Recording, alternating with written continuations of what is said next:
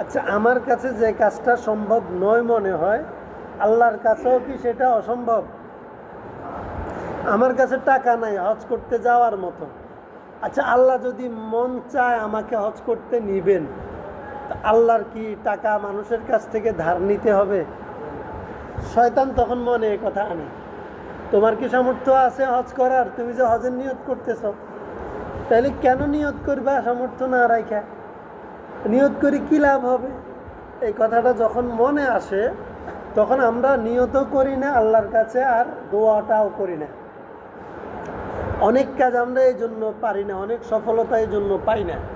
আমরা কোনো একটা কাজ করতে যাব, আমি আগে নিজে হিসাব করি কাজটা আসলে হবে কি হবে না।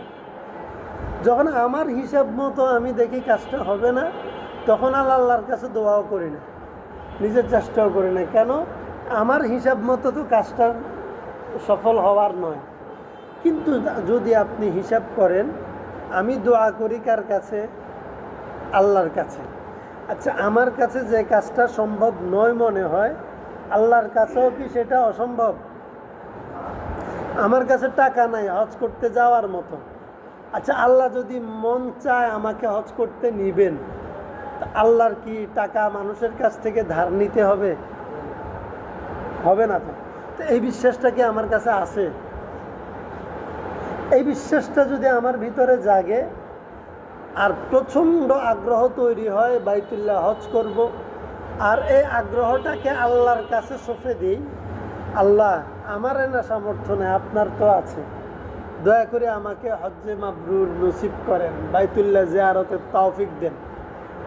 বিশ্বাস করা যায় আপনার এই দোয়া কবুল হবে, এই আশা পূর্ণ হবে। আমাদের এই করিমপুর একজন ইমাম ছিল, মাওলানা আব্দুল করিম। আমার খুব মহাব্বতের, আমার আব্বার মহাব্বতের, সেই সুবাদে আমাকেও মহাব্বত করেন। চমুনে আসলে একবার আসে দেখা করতে।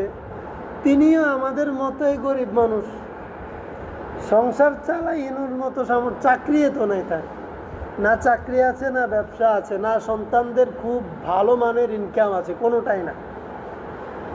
কিন্তু দেখা হইলে এই মদিনায় যাবো, এই ছাড়া ভালো লাগে না। মক্কায় যাবো, এরে হজ করতে যাবো, আবার যাবো এইভাবে বলে। আল্লাহ কতবার যে বান্দারে হজ করতে নিছে, বাইতুল্লাহ নিছে, একমাত্র আল্লাহ জানে।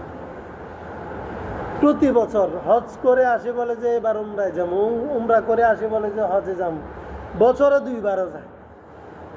কে নাই? তার তো 2 টাকাও, সে বাড়ি থেকে চমুনে আসবে, সেই ভাড়াটা ইনকামও তো তার নাই। মুহিব্বিনরা তাকে হাদিয়া তোহফা যা দেয়, এটা দিয়ে সে ভাড়া খরচ করে, আসা যাওয়া করে, সংসার চালানোর সক্ষমতা তার নাই। কিন্তু তিনি যে বারবার হজে যাইতেছেন, কেমনে যাইতেছেন? তার দিলের তামান্না, হজে যাওয়ার প্রচণ্ড আগ্রহ, তিনি আল্লাহর কাছে বলেন। আর দুনিয়াতে আসবাবের জন্য যে চেষ্টা করা দরকার আমার কাছে নাই, আরেকজনের কাছে তো আছে।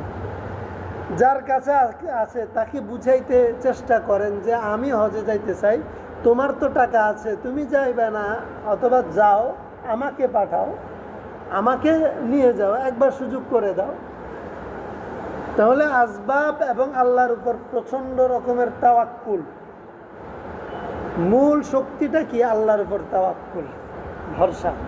এই ভরসার উপর ভিত্তি করে বারবার হজে যাব বলে যদি একজন মানুষ আমাদের যোগে, আমাদের সময়ে, আমরা একসাথে বসে চা খাই, কথা বলি, নামাজ পড়ি, চলাফেরা করি, যদি ওই লোকটা বারবার যাইতে পারে, এরকম কি একজন না হাজারজন?